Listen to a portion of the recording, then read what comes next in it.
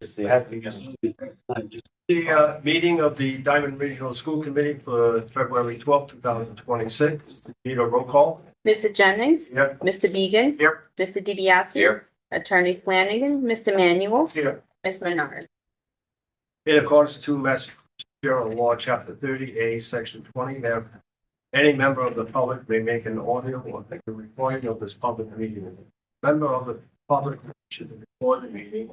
Must first notify the chair not to comply. Must comply with the reasonable requirements regarding equipment established by the chair is not to interfere with the anybody. Mr. Manos? Pledge allegiance. Pledge allegiance to the flag of the United States of America, and to the republic for which it stands, one nation, under God, indivisible, with liberty and justice. Need a motion to approve the January 8th, 2026 minutes? So, Second. All in favor? aye. 1.4. Chairman Chase Allen as is president tonight in order to give this read. I apologize in advance. I do not have my report. It so happens we do. I apologize. He is well prepared. We got you. We'll let him slide. Chase, you've got backup all the way around, trust me. Thank you. Hello, I'm Chase Alvarez Award. I live in Fall River, and I'm in the Graphic Design and Visual Communications program. I work at Chick-fil-A, volunteer at Charlton, and I'm this year's student representative. I'm also in the running of Skills USA State Officer. Once I graduate, I would like to pursue law. You would like to do what? Law. The course selection was sent out last week for students, and they are filling them out. I believe Mrs. Wecker's idea for how would I word this? Student filling the academic classes and separating them into A and B looks well. The freshman class, unfortunately, keeps getting hit with misfortune one after another, and my friend I've known since elementary school, Wesley Rougeau, has leukemia. The push for his fundraising is going amazing, having donated almost $60,000 in under 20 days. I'm unsure as for other classes, but ticket prices were revealed for my class trip to Lake Compounce in Connecticut, and students this month are preparing to go to Skills USA. As for our ongoing issues, as far as week switches, a good chunk of the student body believes that next year, half of their shop will get their week switched at random. Obviously, this conflicts with Mrs. Wecker's current plan. I believe it is within the school's best interest to make an email to the student body to correct the hearsay on the week switching, but I believe Mrs. Wecker is already planning for that.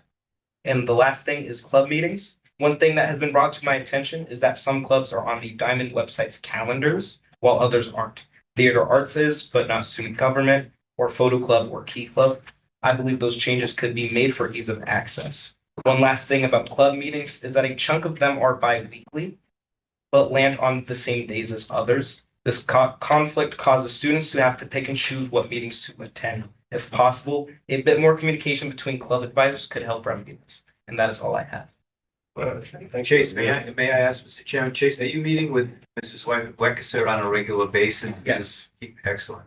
Thank you. That's what your voice is here, to make sure that she knows what's happening in the school, that she can pass that on to the other members of the administrative staff. Thank you for that, Chase. Thank you. Thank you. All right, moving on, 1.5 citizen equipment. 2.1 unfinished business. There the district accommodation plan. Yeah, Mr. Chairman, this is something that Mrs. Wecker has been working on in cooperation with other individuals, and she will report on this. So as you know, normally we would update on DCAP as we refer to it. And this is how, you make modifications and accommodations for special education students, but a DCAP is used struggling. And ours hadn't been updated since 2018. So we've gone slow to go steady and to get it right. I've worked this through a focus group model where teachers, a blended group of teachers have come together, and I tasked Mr. Silva with leading this group. His former work in the guidance department positions him as being the expert to really navigate through this because he wears two hats, and I'd like him to talk about what he's done with that. Just two hats. Just, well, when you're administrating, we're 40, but being a guidance director and the new freshman coordinator, I felt it was best. Perfect, thank you. So for those of you who don't know me, my name is Eric Soto, I'm the freshman coordinator here at Diman and so on. So as Mrs. Records has said, at the beginning of the year, a DCAP focus group was created. She assigned me to lead the group. The group consisted of about 6 or 7 educators from the school. We met many times this year to kind of review the DCAP that was last updated in 2018. So in alignment with the school improvement plan, the second objective in strengthening guidance, career planning, and student support services, one of the action steps was to refine the DCAP this year. So in year one of the school action steps for the under the school improvement plan, that's what we decided to do. So just as Mrs. Register was saying before, the district curriculum accommodation plan is a list of accommodations that teachers can refer to in a regular educational setting, both in academics and in the vocational setting. I mean, yeah, both in academics and a vocational setting. So typically what happens is if there's a student that's struggling and so on, the teacher can refer to the DCAP, implement some of these accommodations and or modifications, and then measure the student's effective progress after. Typically what will happen is the teacher will implement some of the strategies. We would give it a certain time frame to kind of see if the strategies are working and so on. If the students make effective progress, then these strategies will stay in place. If the student is still struggling, then typically what will happen is a referral to the SST program, the SST team, and the referral process will begin. The gist of it is that we want to make sure that the accommodations are in place. The SST referral has been made before potentially a student can be identified for a 504 or an IEP and so on. So this is a fluid document. We're going to continue to revisit it as the year goes on. And my plan is to continue to meet with the focus group as the year goes on, because we will plan to continue editing the document and making edits and improvements as needed and so on. So again, it's basically an accommodation / modification referral for our teachers in a regular education setting. Thank you. Any questions? Nice recap, Mr. Silver. Thank you. Mr. Silva, I'm reading through this and great job. A lot of this stuff that's on here is already being enacted, and I can say that by my granddaughter and the help that she gets and the feedback I get from her. And this is awesome that it's actually in writing. So I appreciate you doing this and your committee. I appreciate it. Well done. Thank you. So one of the things I would like to do, Mr. Silva through his team did tweak what we call a student support referral team. He did tweak that process. It was for the school committee to approve it as is. Any updates that we make will be presented to you at the August meeting before the school year starts. Once we get situated, what we plan to do is have professional development, like roundtable kind of professional development, so that teachers that may be struggling with how to utilize this efficiently can have it modeled by some of our educators that are referring. Very good. And the key on the DCAP, which is, it's been said, I'm not repeating, but it's a good thing to understand. This is for all students. So this is not IEP or 504s. This is the regular student in your classroom, as we've all had, that needs that extra. They don't understand this. It's strategies, as you see, as you go through this document, there's a lot of them in there that have been developed to help classroom teachers understand how students learn best for the regular student who's having a little difficulty, right? Grabbing the concept that's there. So it was an excellent job done by Mr. Silva. Yeah, very good. Thank you. Everything. No, All right, thank you. Thank you. Good job putting in the 504 on this. Well, I think that's big for teachers to know and students to know their rights. So thank you. Thank you. Okay, a recommendation is to approve. So moved. Need a second? Second. All in favor? Aye. Opposed?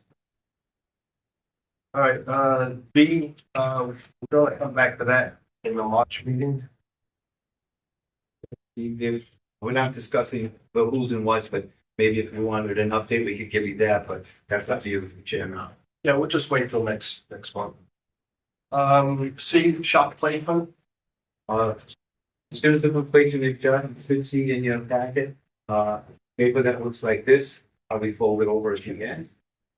And that would be scripted is here tonight, but we'll explain the chart and answer any questions you may have.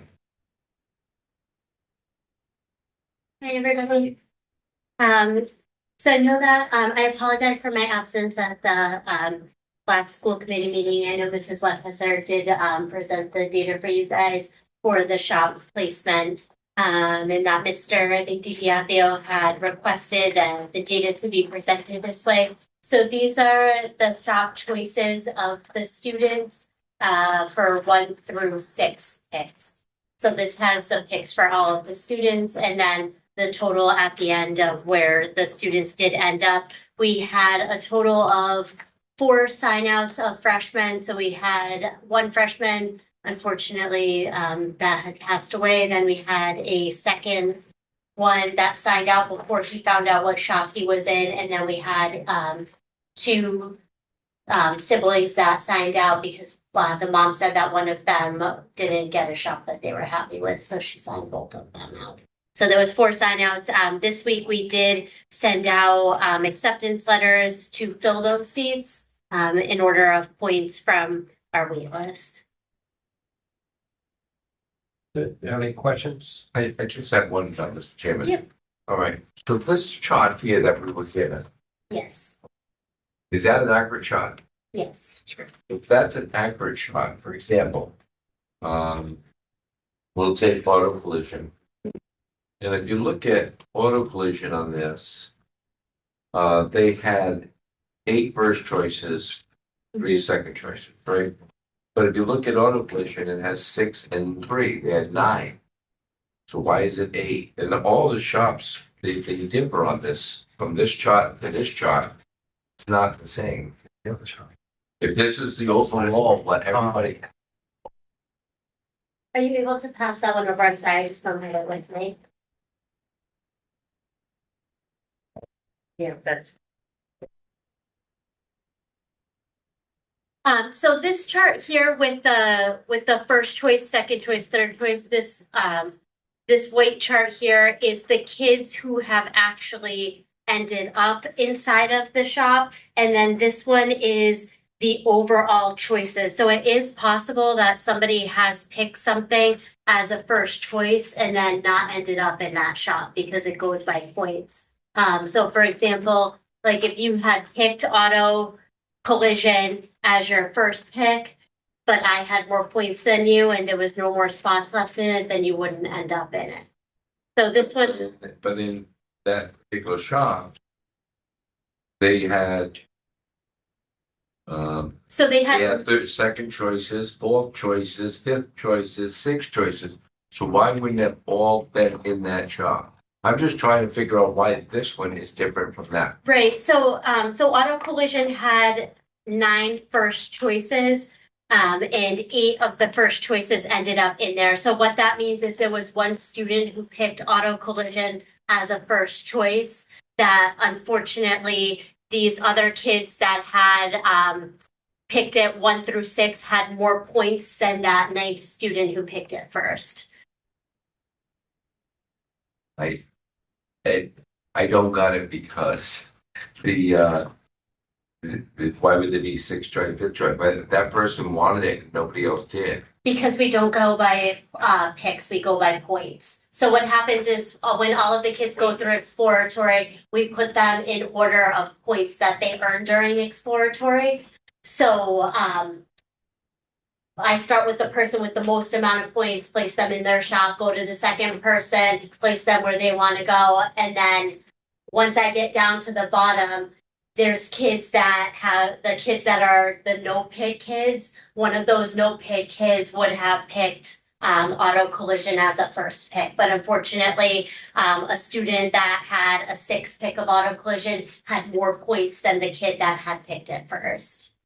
And the shop heads give the points, right? The shop instructors give the points Through, Yeah, through the explorer. Yeah, through the so exploratory, it so it's makes the total amount of exploratory points. So when all of the kids complete exploratory, they all have earned points in every shop, and then they get lined up in a spreadsheet from most amount of points to least amount of points. They start with the kid on the top. If you're first in collision, you would go there. But then by the time I get to like the 320th kid, if his or her first pick was auto collision and it's already filled with 1 through 6 picks above, then unfortunately that student wouldn't get that shop. So it is possible that people don't end up in a first pick and a 6th pick ends up in the shop. It goes back to the old adage, you need to do your best in every single shop. I mean, there is always that chance you're gonna have that one shop that just doesn't work out for you. Whether it's a personality conflict with an instructor or something, you're always gonna have that one shop, but if they do their best in every shop, hopefully they'll be toward the top of that aggregate number. Unfortunately, I know I said it last year, like the odds of being able to place all of the students in a 1 through 6 pick, you have a better chance of picking a perfect bracket for March Madness. It's not gonna happen. I'll say last year, we didn't have many no choices last year, if I remember. So last year there was 27 no choices. Was there 27 This year, last year? there was only, that many. I believe there's only, there was 18 this year, with no picks. Electricity got all their first picks. Yeah, so there was only, so we were a decrease in no picks this year, with 18, and last year there was 27. Also for shop changes, we did have an increase unfortunately in shop changes. We had 50 students out of 384 that put in for a shop change, and we were able to grant 12 of those. The good news on the shop changes though, for example, we have programming and web that had 6 no picks. We only had 3 kids from programming and web that put in for a shop change, so 50%.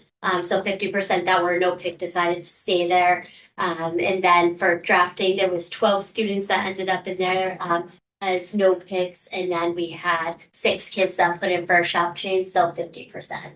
Were they granted those shop changes? 1 from drafting was and 1 from programming. So. Are these amounts that are being placed in the shops? I know we're already at our limit of almost 383, and we're only going to increase slightly. But in a new school, something like HVAC, it only takes how many? It's not a lot. 20. Let's see, HVAC has 18. I'm sorry, that was first picks. They have 20 total. Right. 20. They're going into a shop that's more than double the size they have now, probably even more than that. So if these kids really want these shops, are we going to increase in those shops? I mean, if you look at your chart on the amount of kids that wanted the HVAC, it was first choice was 39 kids. My thing is, some of these kids are coming in, and they might have relatives that are in that own that type of business or something like that, and they're not getting the opportunity to go in that shop, and we have so many little in it. I understand we have to just put these kids in all these different shops, but I don't know what the answer is. I think it's something we really should look at. Since we're going to a school that can take more students, I know there's teacher-student ratios that we have to look at, like in health assisting, but we really should be looking at that. If we look at this on the health assisting, we had 32 kids, first choice that wanted it, 32 females that wanted it, first choice, second choice, health assisting, 31 and 2. So right away, you've got all these females and a couple of males who are interested in that shop, and we only allowed 20. So I know there's ratios we have to look at, but I think there might be a way that we can start looking at this new school in a different way and figuring out our students going into shops that our main objective in Diamond is to teach our student a trade that they're hopefully going to stay in. You know, no offense to the students that go on to college do awesome, but it's staying in that trade, and that's what the trade schools are supposed to be about. Working that trade, staying in that trade, and learning something. You know, I mean, I think it's something for further discussion, Mr. Chairman. I think that'll be a great discussion for Jen DiMariano, our vocational coordinator, and Leslie. I know that the student teacher ratio is also in conjunction, with the square footage of the vocational programs. Well, we've exceeded that in this school. I also do know that, we have a capacity over there which we are encroaching upon because, we haven't been losing as many students. So our, ninth, tenth, and 11th grade enrollment is very strong right now. And next year we'll be at capacity as well. So our overall enrollment is gonna be right about where it needs to be, busing at the seams. Yeah. Well, coming up on the agenda item is admissions for next year. So we'll be voting on the number of students who will be accepted. Mr. DiBiaseo, there are, I clearly hear what you're saying. Okay, clearly.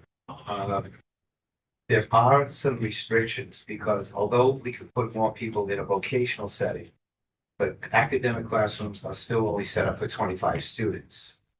So we can take in more students in the vocational areas. We probably could, but we may not know how many for at least a couple of years until the new building shakes out. We're going to, Mr. Jennings just mentioned later on, we're going to be talking about a capacity number for the incoming grade 9, the class of 30. Be ever mindful that in, let's use health assistant because you mentioned that. We'd love to put 32 freshmen in there, but when they go out to clinical at some point, the ratio is 10-1. So unless we hire an additional teacher or a paraprofessional or an RN to go with them, we're still restricted by how many we can bring to the hospital sites. I'll use the hospitals. So there are variables. Obviously, the goal is Diamond, the new Diamond was built to maximize enrollment for the Forest, Somerset, Swansea, West Boston. That's the mission of this school, is to have students enrolled as part of the community working. And I believe that you will see that shake out in probably 2 years. We'll get the new school open, we'll be at capacity. What's on the next number? Can we go higher? I don't know yet. We don't know yet. But you're right, the HVAC is a very large shop. It is. That might be a possibility. There could be some shops with dwindling enrollment that are not so popular anymore. What can we do for those programs and get more students in? So there's going to be an unknown. But I do want to stress the instructors are trying to maximize the number of students in their program. They're trying. So will we. So it's going to be a little bit, I don't want to say guesswork. It's not guesswork, but it is mathematics that we have to worry about with the budget, with the square footage, and with the teacher-student ratio. I just want to see the students achieve. You know, just because a student did a novel exploratory and got into one of these top shops that are getting all number ones, is that student really going to go in the trade, or are they learning this trade, which is awesome, but then going somewhere else and not doing the trade? Somebody else could have worked. Do need post-secondary education. So I hear what you're saying. So hopefully it will shake out, but we do have a lot of students who will have to go on for extra education because if there's trade, whether it's apprenticeships or night school and whatnot. I'm just wondering if there's a broader way to look at how we place these students. And I understand what Steve Yazzie was saying, and I agree with him. You know, we want the kids to achieve, we want the kids to be successful. We want them to be in a position where they want to be in, not just be, I feel like I'm stuck here. And when I look at, you know, one of these shops in particular that had 12 no choices, but if I look at the numbers of first, second, and third choices, if you look at how many people put it in first, second, third choice, that shop would have been almost filled. Right. But yet we had 12 students placed in there that were no choice. To me, that doesn't make any sense. Right.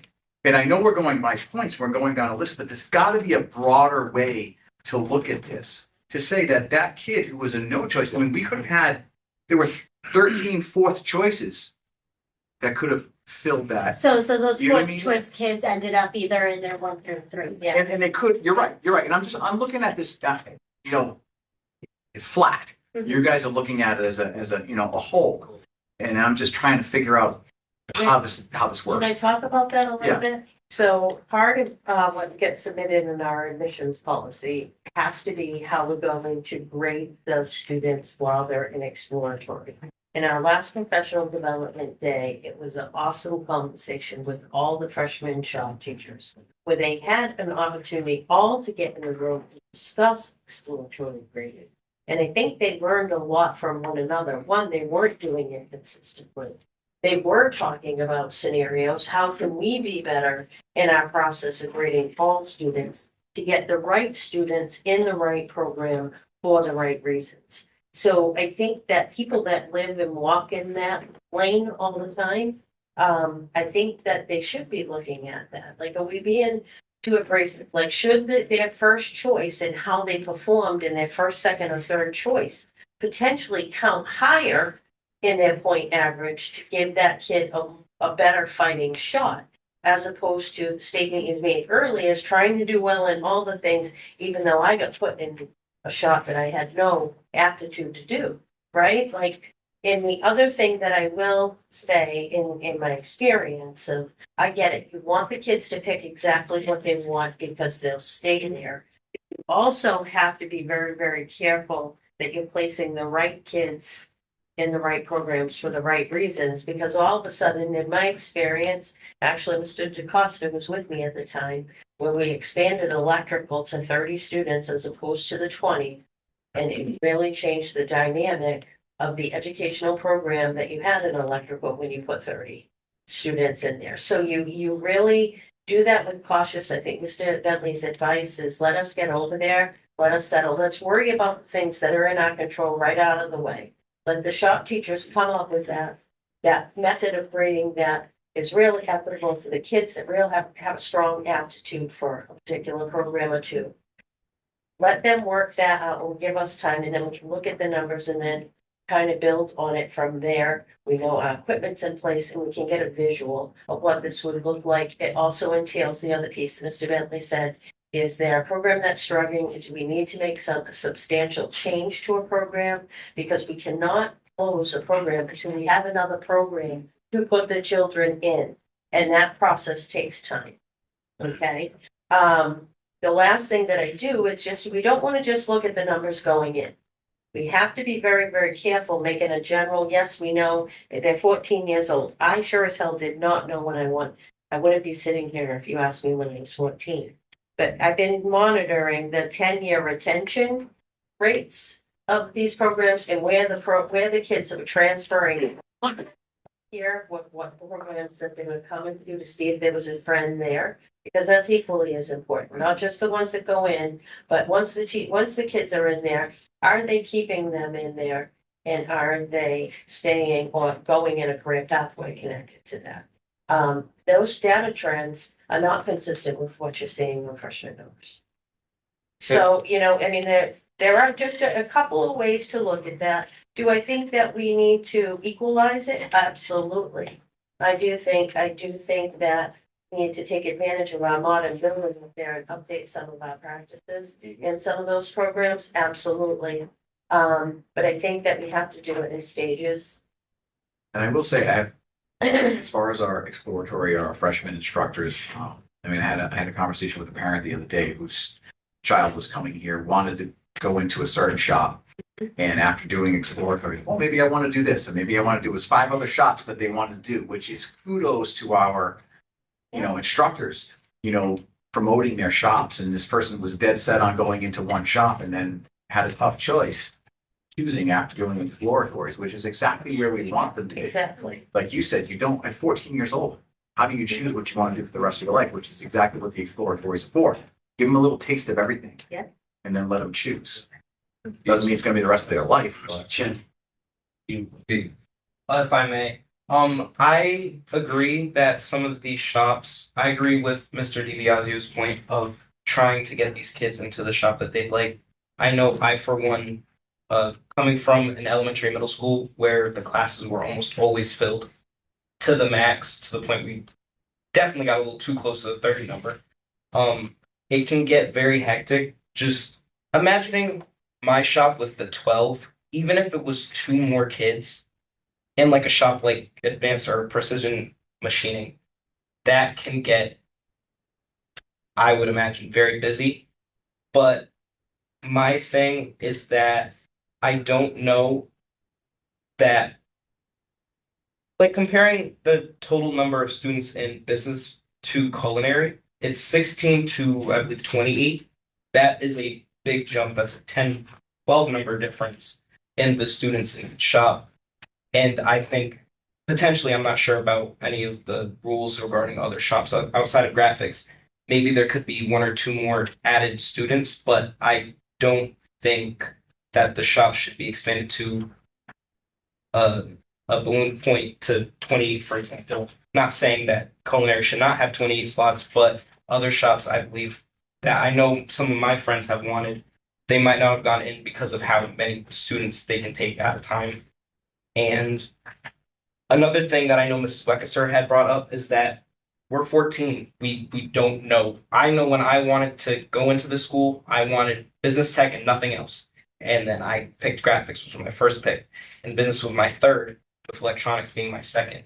I did not want anything to do with electronics in the first place. I tried vehemently to get another shop to explore instead. But I believe Diamond has the strongest exploratory, and I've talked with other students in other vocational schools. I really think we have some of the best exploratory program in at least Massachusetts. And the teachers are all wonderful. I could go on for days, but I want to make this short. I think maybe increasing the total capacity for the shops, like I said, business or plumbing, slightly could help with getting students at the shops that they'd like. But I don't think we can do bigger adjustments beyond those. The, listen, the only other thing that I have to add is I think in the future, we're gonna change the frameworks for the shop, like Desi sends that down.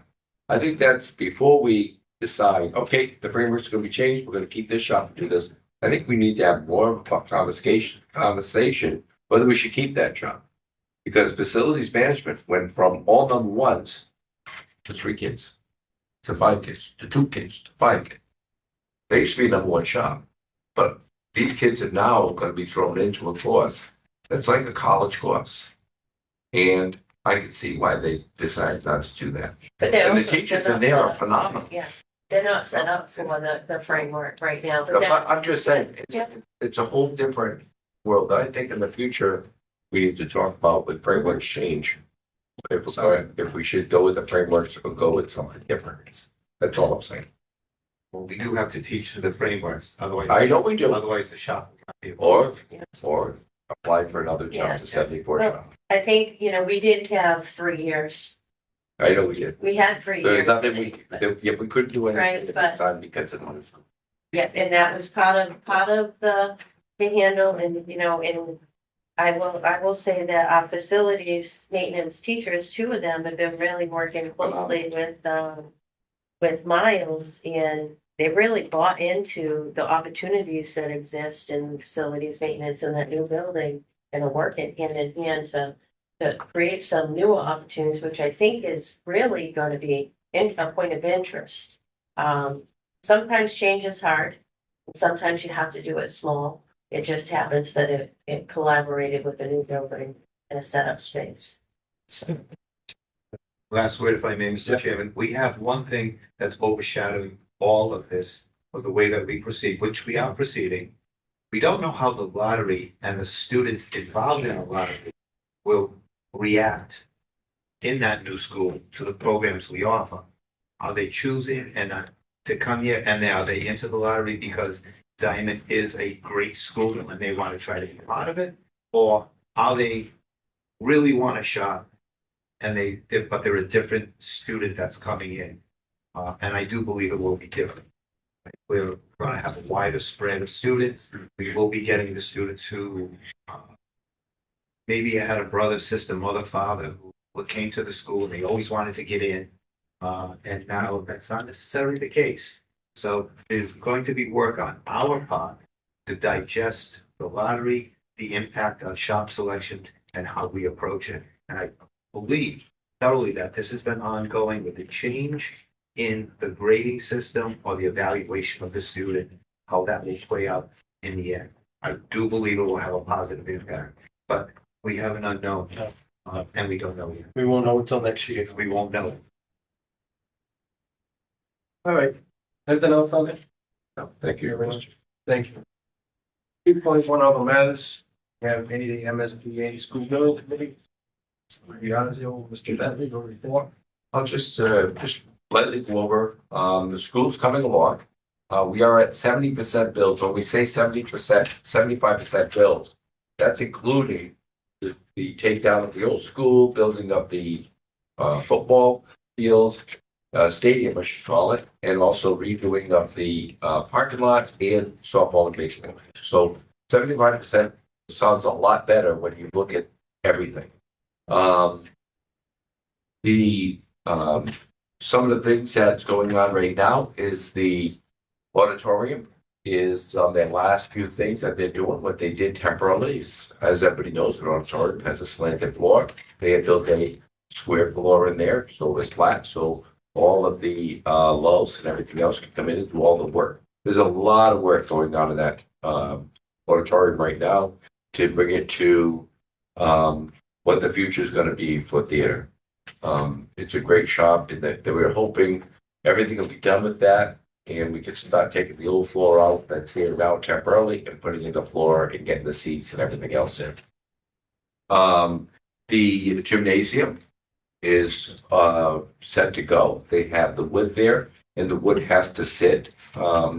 They have the every door is closed off. They have humidifiers in there, pulling all the humidity out of there. The wood is getting accustomed to the new atmosphere that they're going to be in before they can lay them down. They have a 2-week process of doing that. The floor should probably get laid down early next week and will be finished probably in 2 weeks. So everything else is up. The basketball are up. Everything is looking good in the gymnasium. The classrooms, for the most part, are complete. And the whiteboards up, floors are in. Walls are closed in, ceilings are up. The hard chops downstairs, they're continuing putting in lighting into all the shops and finish painting the walls. And some shops haven't painted yet. As we all know, that Auto Body was one of our last shops because they had some difficulty with the pits for the paint booths, and that's been clarified. It's done. That shop is actually ready in the next week or so to have the floor polished. And once that's done, they'll start moving in the paint booths that are supposed to be going in by the end of February, beginning of March, which is a great feat for that shop to get those paint booths in. The school itself on the outside is just about all closed in, except for areas where they use it to bring product in and out of the school. And they're getting ready for summer work. Summer work we'll discuss in the April-May meeting. But it's going to be busy this summer, with parking lots being redone, out the front of the school being redone. So it's a lot going on, but they're very happy. They have over 200 workers on site still finishing up doing work that has to get done. But that school is looking good. The preliminary date for them handing us a temporary occupancy is going to be somewhere around June 17th, June 18th. So we're looking good. And they know that we have approximately 32 employees at a 12-1, and they have to find parking for them in the back for the time being, and so they can continue to work while the school is under siege of bringing in furniture and machines and everything else, which is going to happen during the summer. So with that, it's looking great. We're on time. As I tell everybody, we're on time and we're on budget. That's the big thing. We're on budget. So does anybody have any questions about the school? Do you have anything else to add to what I said? Not. Okay. With that, I'll turn it over to Mr. Benton. The next item is that of signage. If we can go on to that one. Signage, just for the committee's edification, is that we are meeting now every other week with KBA, among others, and Suffolk, in order to put the signage inside the building. Now, this signage is not like on the doors and that stuff. This is, picture, we have walls like this, they're gray, right? What are we going to put there that's going to be representative? We've already met with them once. We did not like some of the material that they showed on the wall. They are coming back with other items to show us, and they're working with a graphic designer who's working with us. We are giving them concepts that we want. Like, so they said, that's just space holders. Don't worry. So anytime somebody tells you, don't worry, we've got concern. But Mrs. Wagner and myself have been meeting. We have this coming up on Friday. Among other things, we have a walkthrough because they talked about a space where they have a concept of what they want to put up there. In the building itself, we are going to be the signage in the building, large signage, walls, stairways. We're looking at keeping a theme of the four communities going. What's represented we do that. We talked about a compass. We talked about saying that, success. After success. After success goes through Diamond, but it's like a roadmap, almost like bringing in Route 195, 24, Route 6, and how it all melds together through Diamond. We're talking about inside the gymnasium, pictorials that would be of historical athletic events down in our center, where we're getting pictures in there. So everything in the building that has a blank space will be filled in with something that brings, yes, some of the past to Diamond, but brings it up into the present, but keeping in mind Florida, Somerset, Swansea, Westport, Township, Massachusetts, and Somerset Town Hall. Things are points of interest. Walking through the building, be able to point and say, hey, that's where I live. This is what it is. So it's a historical, educational, as well as aesthetically pleasing to the eye when you're inside the building. We're getting there. Yes. But I know the committee is interested in what's going on. I gave you an overview. I don't have anything to show you because we haven't been given anything after our first meeting. We didn't come to consensus. They're coming back, we hope, within a week to give us some actual concrete, here's what we're thinking of should go in there. And we can show that to the committee at the March meeting, whatever.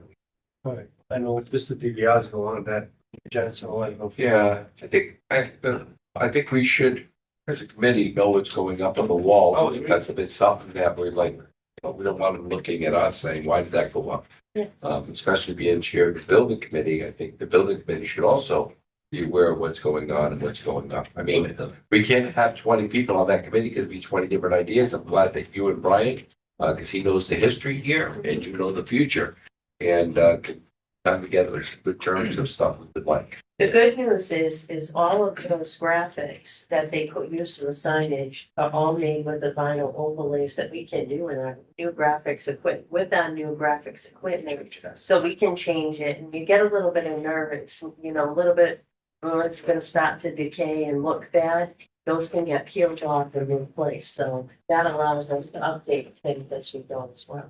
Doing wall signage, but they're also doing such things as the banners that are gonna hang inside the gymnasium, new banners, updated. It's a fresh, again, we're going into a new building. Right. We want fresh material in there. But we want to stay with orange and black.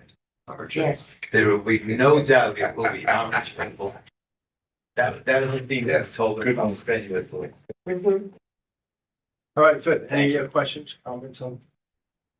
All right, moving on to reaffirm the technology purchase orders. Yes, there were some purchase orders that were already approved over the phone with permission. And what we do have is once the request for the Pro AV system, the one of Puff Technical has been removed. That's not there, but it is to reaffirm the technology purchase order and just the Pro AV system, which is the Wall of Fame, and that is submitted.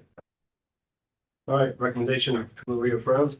Need a motion? Motion made. Need a second? Second. All in favor? Aye. Opposed?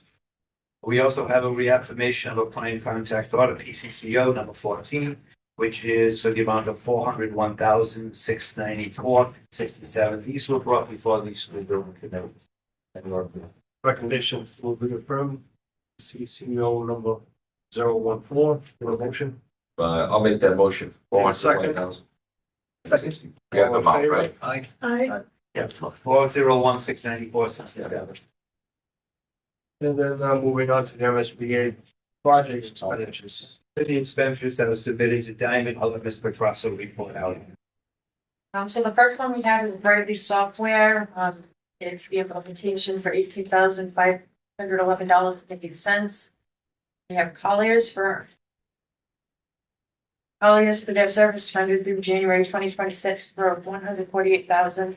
$313.44. We have Castle Blues for their services rendered through January 1st, 2026, in the amount of $162,163. We received Suffolk's invoice. Patrick was submitted, and the amount is $6,444,039.29. And then we did receive various invoices from Yankee Engineering. The first one for the window testing back in July for $7,000. The second one is for services in October for $25,815. For services done in November for $13,020. And services provided in December for $6,114. Mr. Chairman, on the engineering, I know that this is the bills. What I think we need from Suffolk is how much of this is going to get back to us, because some of this is because they had to do multiple testings when, so I know we got to pay for it now, but how much of it's going to come back to us? That's a question I'd like to ask. Okay. And the Brighton software that is for the maintenance? For maintenance, and it's also going to be used with building and facilities as part of their program, yes. So the first year will come out of the project, the second year will be coming out of regular appropriation. Okay, thank you. Anything else? Recommendation is to approve the MSB attached to the estimate. Need a motion? Need a second? All in favor? Aye. Opposed?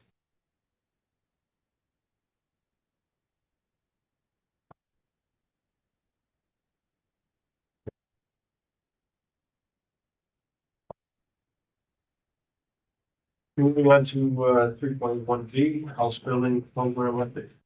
Okay, we did have, we do, everybody has a list in front of them, a house for, what is going on, what projects being done, what has been. Also, I'm ashamed to ask her Jen's last name. Dean Mariano. Mariano. Di Mariano. Yes. Mrs. Di Mariano has also done some flyers up. Jeff, I think I took some for Somerset, and we're already getting a positive response, which are those right there. And we can get them into Swansea, because I know Swansea and Somerset have been lacking on the work. But other than that, they seem like they're doing a great job. Any questions about that? Pretty project. Yep. Update on the house building project? Do you want to do it, or I don't know if everybody got this. Yeah. So this is, we had Jeff on earlier from Coventry, going over the project itself. It's coming along. He's got, what did he say, electricity is about 75% done. And he's working on the outside doing siding, 0 degree temperatures. So. And the insulation sheetrock is going to be done during the school break in preparation next week. And an update on the 26-27 house. Yeah, we're going to be advertising.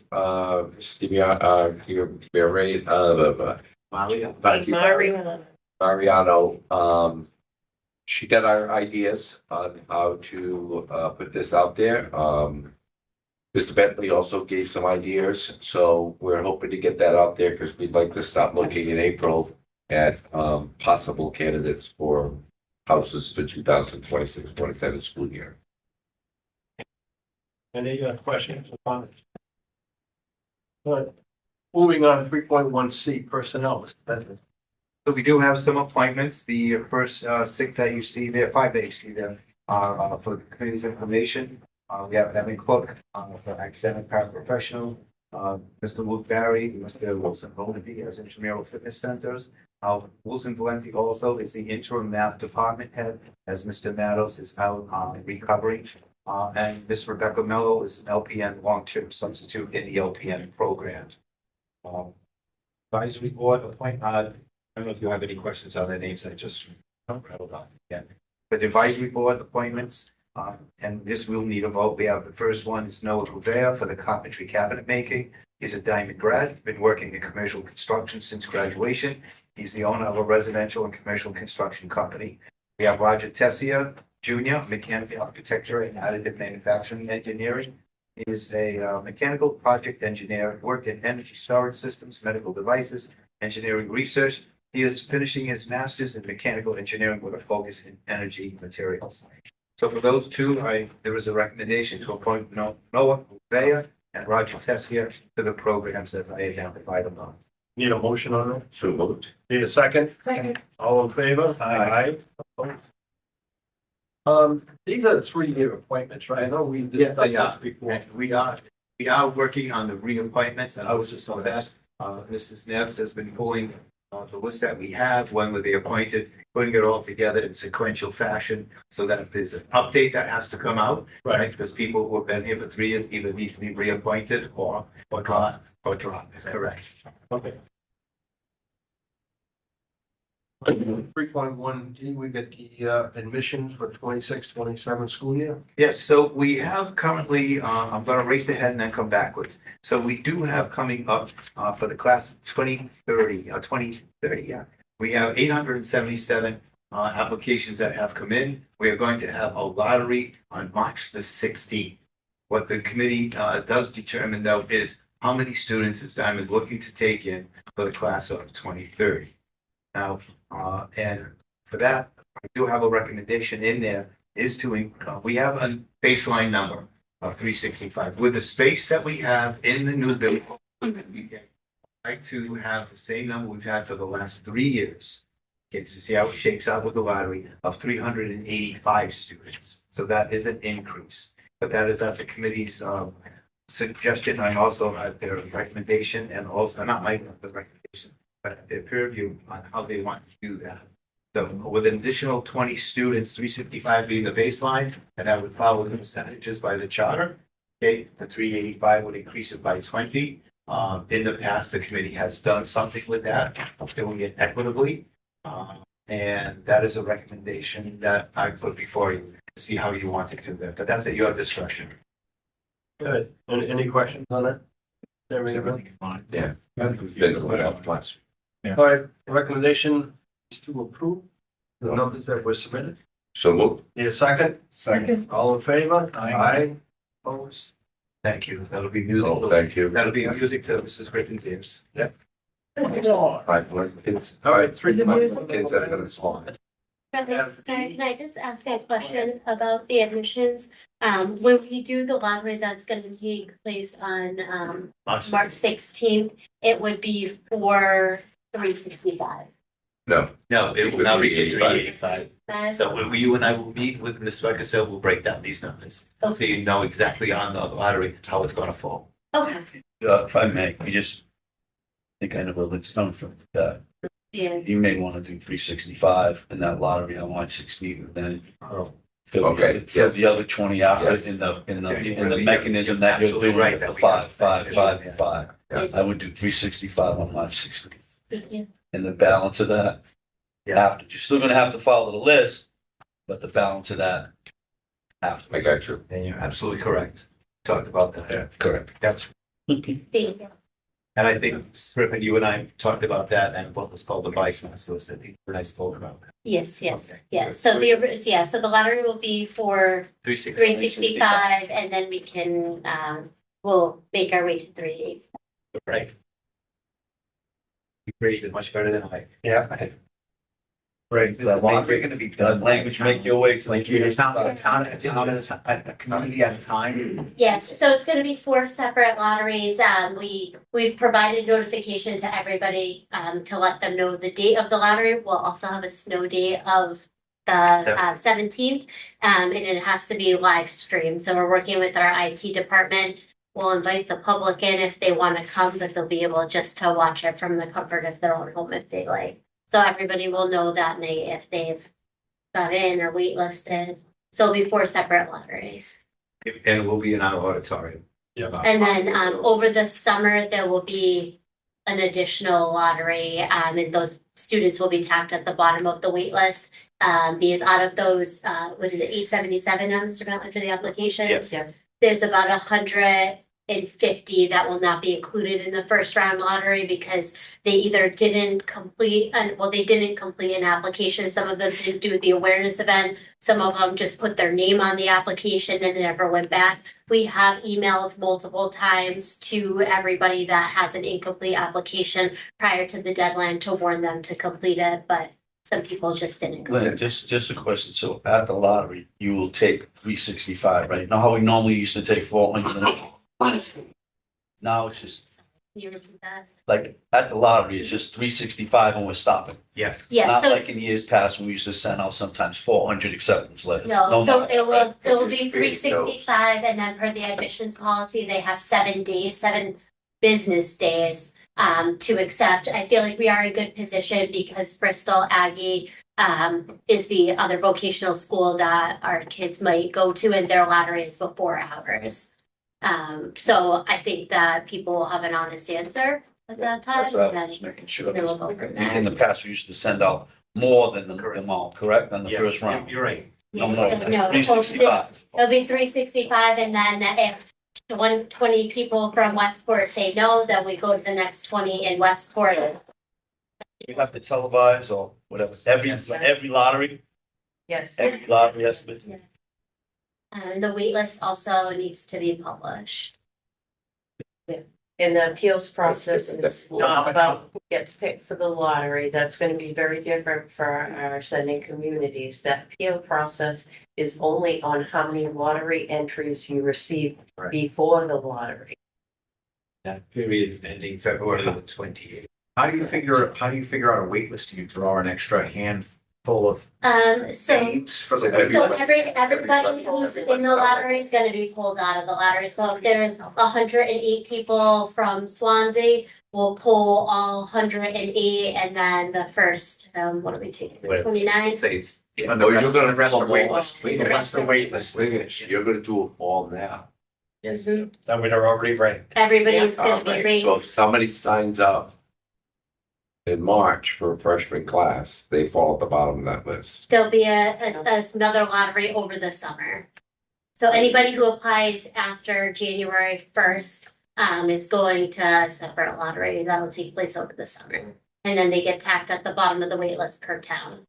Their opportunity to say that I put the ball in, as we call it, or I applied. That period is open right now from February 1st until February the 28th. They can call in and say, because they can see with that what they've submitted. So if they can call up and say, look, I only see that my son or daughter, that I call the bingo balls, got 3 bingo balls. They really are, that was really set. This is their chance to appeal that, review it, and then a determination is made, yes, they should have been there, or, it's resolved. And that's it. They're done. You will see later on how many students did apply to Diamond. It's huge. And many schools have seen, just so you know, put into the superintendent's meeting, many schools have seen a decline Really? in students that have applied. We are. Because there's 15,000 less students in the state of Massachusetts this year. But we're not one of those communities that's already. Oh, we have issues, we have school too. with- There's an overall decrease in population. It's about Channel 12 or Tech just did a whole thing on that, Yeah, showing a decline. it's a decline in population, so the student They're body. also going other places. One, You will see later on when my superintendent's report, you'll see a whole breakdown. Where they applied from, how many came in, ineligible ones, and you'll see the Good, thank you. Moving on to 3.1E, right? I know the committee may not totally understand it, but to brief you up, we have various clubs here. And the clubs, two of them in particular are very active with sustained enrollment of students, sustained interest in joining them. And two of them, first one is Dungeons and Dragons. Don't ask me to explain it. I don't understand it, but it's a very high sport activity, extra club activity. The other one is badminton, which was started. Both of these, the committee did approve, they get started, but the committee, the person who advising this said they just wanted to start it and were not looking for compensation.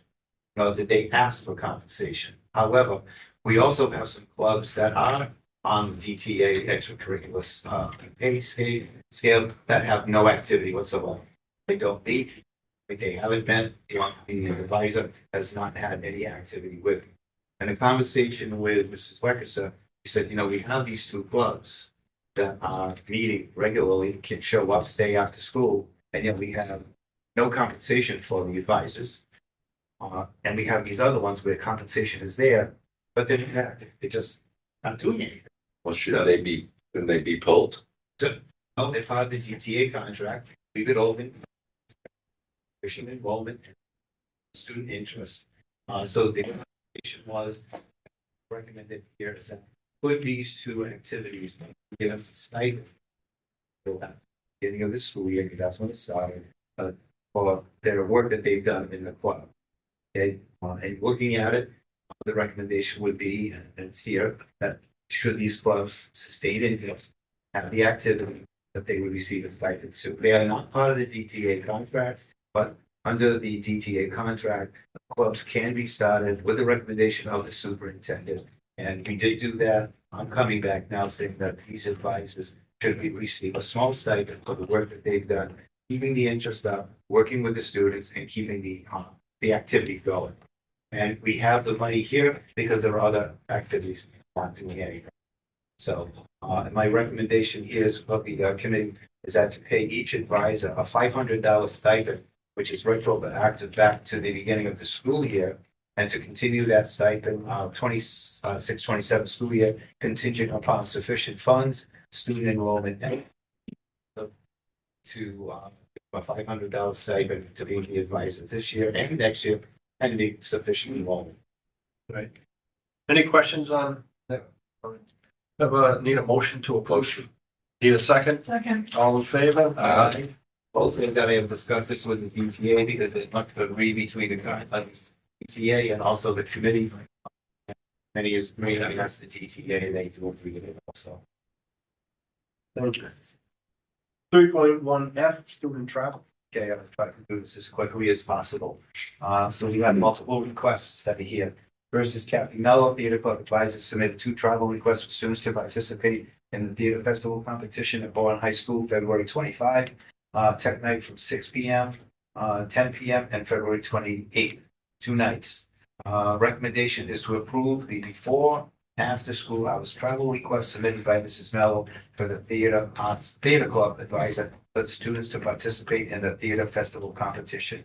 Bourne High School, February 25 and February 28th, 6 a.m. to 6 p.m. Need a motion to approve? So moved. Need a second? Second. All in favor? Aye. Thank you, Ms. Gibo. Skills USA advisor submitted an out-of-state travel request for students to complete community service at the Veterans Home in Bristol, Rhode Island on February 27th, 2026, 9 a.m. to 11:30 a.m. The recommendation is to approve this out-of-state travel request submitted by Meredith Gibo, Skills USA advisors for students to complete community service at the Veterans Home in Bristol, Rhode Island on February 27th, 9 a.m. to 11:30 a.m. Miss Gibo, who's a culinary chef here, has had a nice ongoing relationship with the Veterans Home. The veterans are busted here. They see the students in action. They get kind of excited by the fact that kids are waiting on them. This is a way for us to go to the home so that veterans can see the students in their place. Need a motion to approve? So moved. Need a second? Second. All in favor? Aye. Sean Pimentel, BPA Club advisors, overnight travel request for students to participate in the BPA State Conference, Southbridge, Mass, March 6th to March 8th. And the recommendation is to approve this overnight travel request submitted by Sean Pimentel, BPA Club advisor for students to participate in the BPA State Conference, March 6th to March 8th, 2026. Need a motion to approve? Need a second? Second. All in favor? Aye. Michelle Gudencio, Photography Club advisor, has submitted 2 out-of-state travel requests for students to visit various cooperative education sites to take photographs of the OVS students on March 11th and March 18th, 8 a.m. to 2 p.m.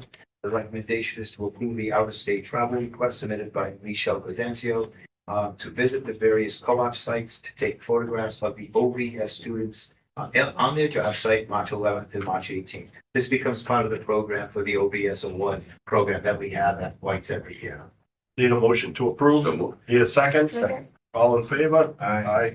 Ray Machado, Technical Club Advisor, submitted an after-school hours travel request for students to participate in Decker Night at Fenway Park, April 6th from 3 p.m. to 11:30 p.m. And the recommendation is to approve the after-school hours travel request submitted by Mr. Machado, Technical Club Advisors for students to participate in Decker Night at Fenway Park, April 6th, 3:30 to 11:30, and there are extra tickets available.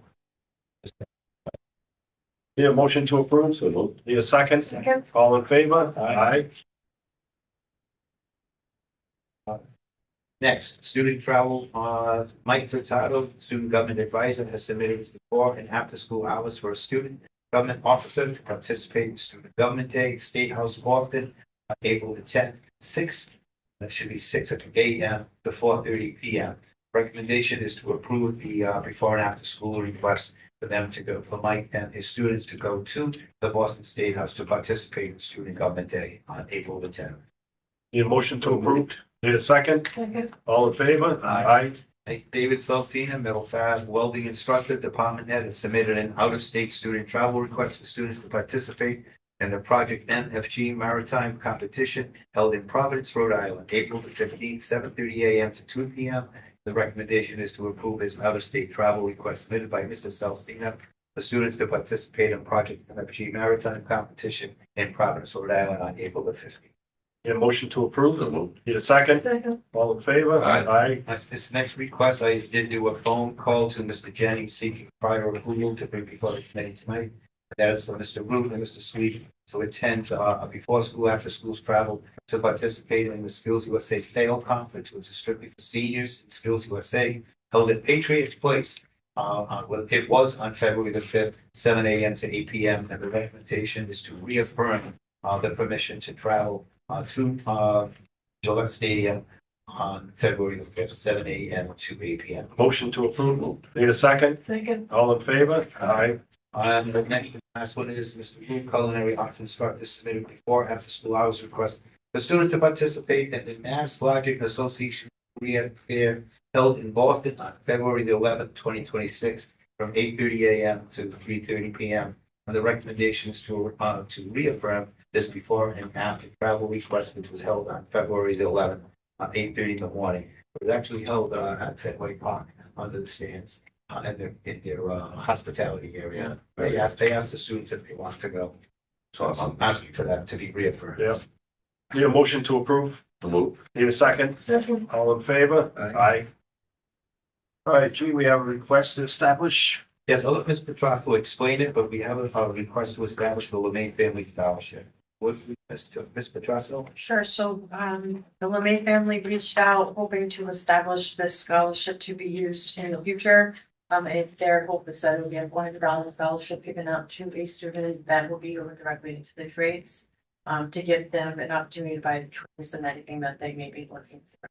And they have just asked that we formally create the scholarship, and accept it, so that in the future, when they're ready to contribute to this, it's already free. There is an accompanying, documentation from the LeMay family, with the guidelines. That's supposed to be. Jerry LeMay did it. The recommendation is to approve the scholarship. So moved. Need a second? Second. All in favor? Aye. All right, then we have accepted the gifts. We do, and some generous people out there. First of all, they've donated $5,000 to the Carpentry Cabinet Making Program, implementation of the roofing curriculum. Funds are used to purchase roofing harnesses, roofing materials, and curriculum support, etc. And the recommendation is to accept the $5,000 donation from the Bengal Foundation to the carpentry program for the roofing curriculum. Need a motion to accept. So moved. Need a second? Second. All in favor? Aye. Aye.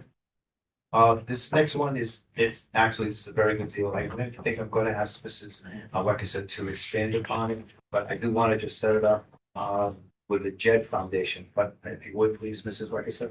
Yeah, so the JED Foundation is a nonprofit organization that does a real deep dive into some suicide prevention training and work with high school educators that we can work with our student body to prevent suicide. So like in the passing of Gio, I reached out to them. I've worked with the organization. They're gonna give us 3 years of the program free to bring into Diamond and to work directly with us to prevent any future tragedies. It has a $35,000 value. I think it's important. That's great. Yeah. So the recommendation is to accept this donation by the JED Foundation for their 3-year JED High School Standard Package with a value of $35,000. Need a motion to accept? Need a second? Second. All in favor? Aye.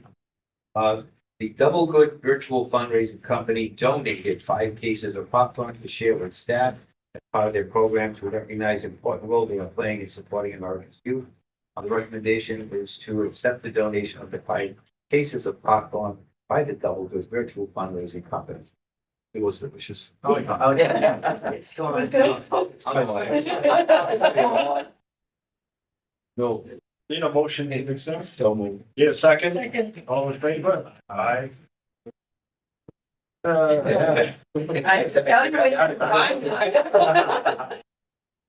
Something to get it back to. Use of facilities. Yes, we do have a request by Celeste Torres, a science teacher.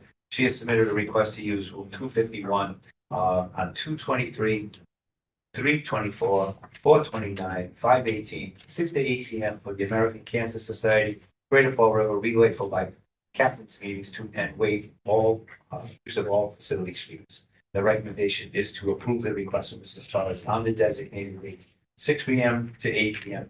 On behalf of the Relay for Life. Need a motion to approve? Need a second? Second. All in favor? Committee's information, this is something that's been done in the past, and the school was open during it, so there's no need to hire.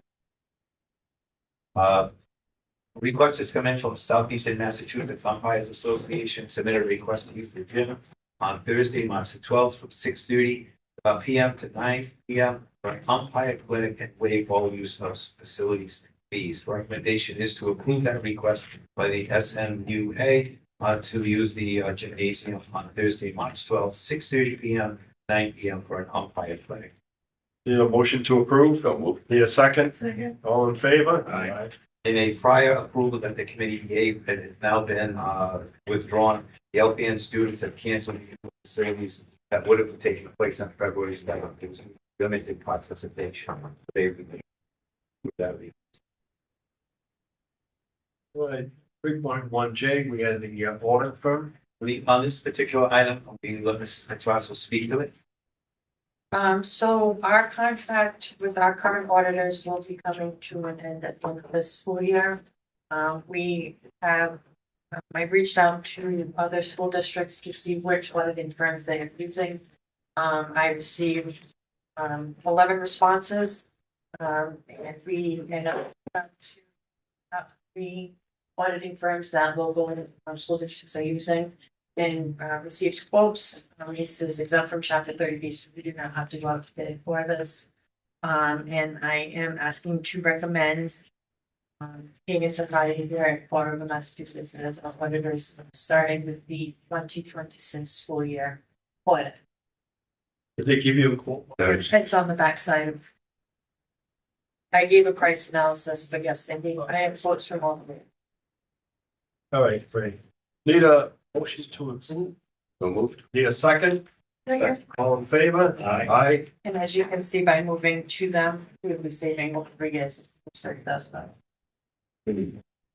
Very good, thank you. Moving on to 3.1K, surplus equipment. I'll let Mrs. Petrasso, the one who's like to continue on this discussion of the first department date plus upcoming material. Petrasso?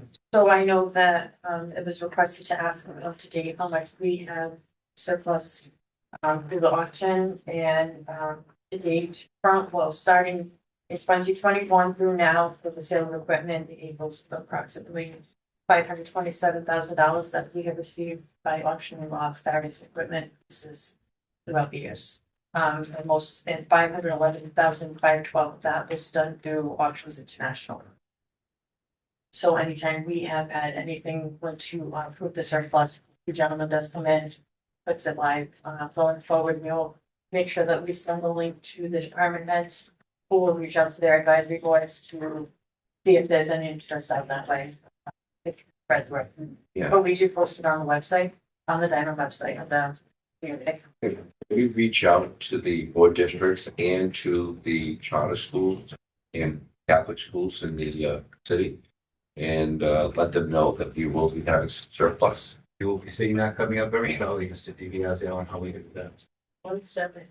Yes, anything that will be surplus, so that other districts definitely could use. Yeah. I know myself, I would put out on my listserv for other business managers as they, other districts do, to let them know we have these items. I don't, so it's simple. So the first item there was because we were asked the question, do you track it, and you have a total? This is that was the response right there. So you can see that pretty accurate and it's also. The next item was, we do have a surplus of athletic equipment, and you do see that there is some picture representation of what it is. It's only 4 items. And the recommendation is to approve the surplus of that equipment as submitted to those 4 items. Need a motion? So moved. Need a second? Second. All in favor? Aye. The next one will be a rather large one, which is a surplus of desk chair flyer. You do see that informational flyer has been produced.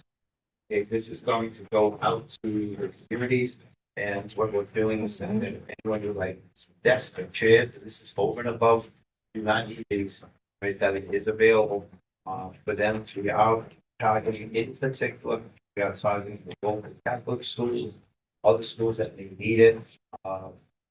And this is going to go out there to them. It's going to be posted online. Will be a form they will have to fill out.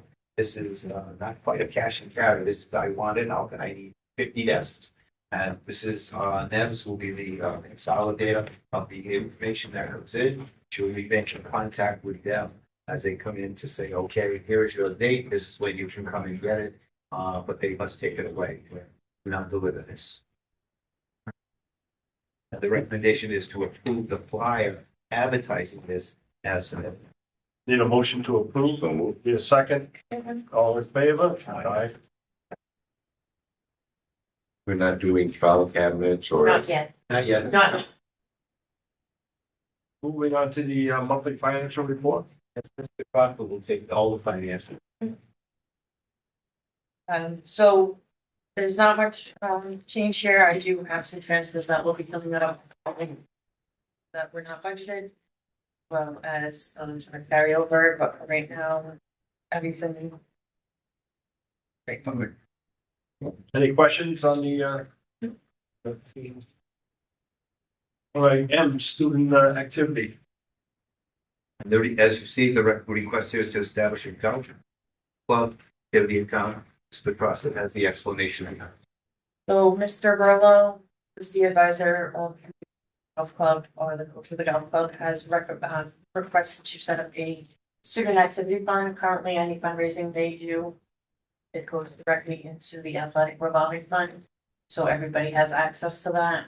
We do have other sports that have their own separate student activity accounts so that they can, their money that they're raising is their own. So this is their way of being able to fundraise, and they would do that through the Gold Athletic. They would like to use it to purchase apparel. And the club does meet in the fall season, and they have 3 golf tournaments each year that will help them with their fundraising. So they're just asking to establish this student activity so that their money is. And that is the recommendation. Need a recommendation to approve the establishment of. Need a second? Second. All in favor? Aye. And you have the list of clubs. Yes. The expenditures, some of this has already been covered previously. The profits or anything else missed. Just the new expenditures, so we have our MSBA. Regular expenditures, we have the New England Collision Equipment for $20,100 for the power aligner for auto body for the new building that is being paid out of our Perkins grant. Advanced Ed Technologies for $16,507, $45 for drafting for a repair on their Stratus J55 PolyJet printer. The Cast Ink for $15,000 for training for the curriculum leaders, which is paid out of a grant. The Mass DECA for the DECA state competition for $14,570. And the Integrity Learning Solutions for $11,760 for the Integrity Education Data Management Program Year 2 of. And the recommendation to approve the expenditures in excess of 10,000 as submitted. Need a motion to approve? Need a second? Second. All in favor? Aye. Transfer of funds. Mr. Picasso will report out on it. So just in reviewing some of the accounts, and as receiving our carryover, we are able to fund some of the accounts that did not originally have a budget. These are just the transfers, just to clean up some of the lines that may have been overspent or did not receive a budget. The one thing I do want to point out is one of the line items where it says repairs, $28,000. That's actually going to come out of the maintenance of plant milling, not the repairs line. Now, the recommendation is to approve the transfer of funds as submitted. Any questions? I'm just reading it through. Now, all of these, drafting health careers, HVAC, all them that are asking for more money. There was no budget. Um, We didn't budget anything for those, so the drafting was for the expenditure that was approved tonight.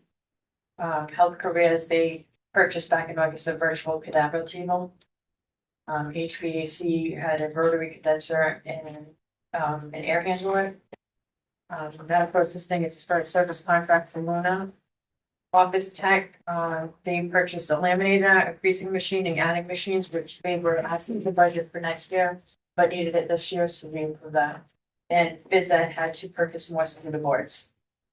And that's where their expenditure is. and none of that was in their budget for this. Correct, because we did not budget equipment because of the school moving and trying not to purchase things that they didn't need, but in the event that things came up, we had to. Budget. Extraordinary repairs it looks like it's dwindling. So the extraordinary repairs, that is actually going to be the transfer that we get, that's our carryover that we do, so that will be into next agenda. But that's a lot lower than the past, huh? No, that's, I think that's done. Like I said, the next agenda item, I believe, is the carryover. The FFD is well done.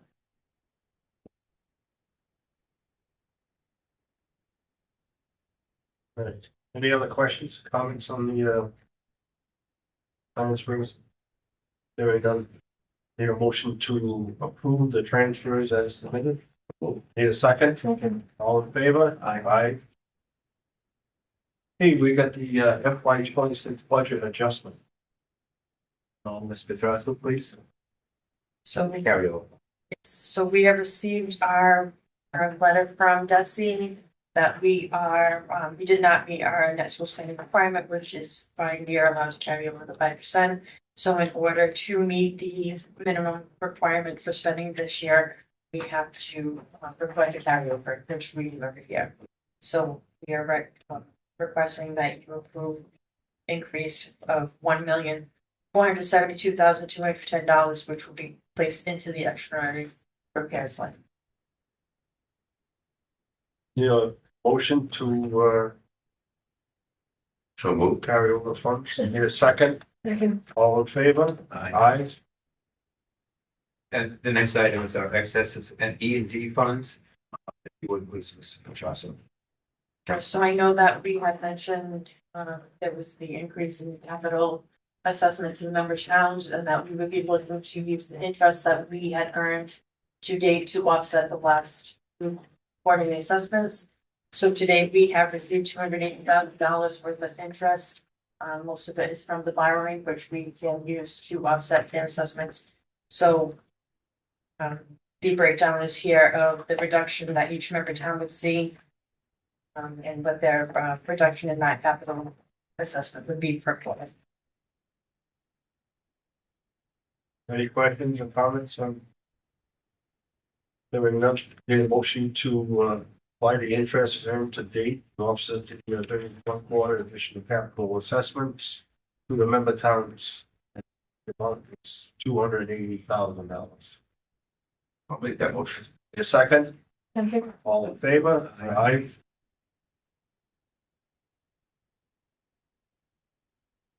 Then you had to break down and everybody's seeing it, how to break down. All right, superintendent's report. Yes, very quickly. First item would be enrollment to keep the committee informed. You see what's standing at 1,464 students.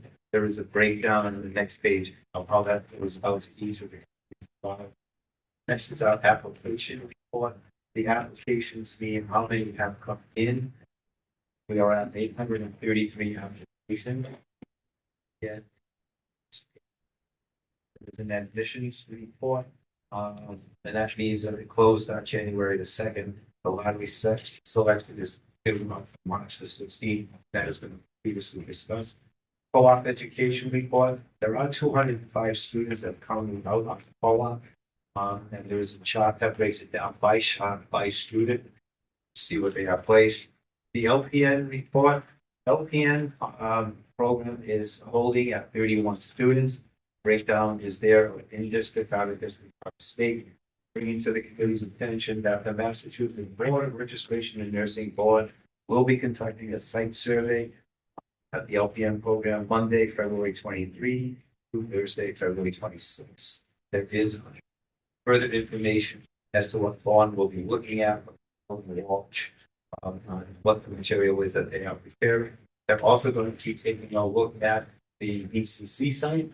And how it complies with what they're looking for. Will be a challenge because the area is still being used. Massachusetts State Police. So it'll be have to be done during time that they are not there. Will have to be a visual according to the architectural rendering of what the inside will be. They do know that one knows that. Told them it's not ready yet. As an update for this committee, April 1st will be the type that BCC will be starting reconstruction of that area to accommodate the BCC for the move and the eventual opening of school. We all I'd like to say we're on target and under budget, but it hasn't started, and we don't know what it's going to cost yet. Great. All right, any questions, comments? You do see, by the way, this is a visual representation of the height.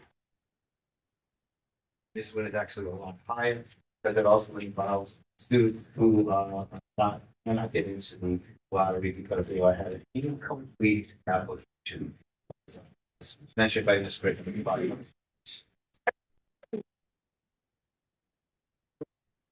Calendar events, next week your school vacation. It is the month of February quickly closing down. Coming up in March. March 12th is our next school committee meeting. That will also be the budget meeting. We'll be set for that one. Information. If there's anything on the calendar, faces any questions. So, this is what it's. Any? All right, moving on, anything in? No correspondence. Also respondents, next meeting is at mentioned is March 24th. All right, need a motion to adjourn? Need a second? Second. All in favor? Aye. Aye.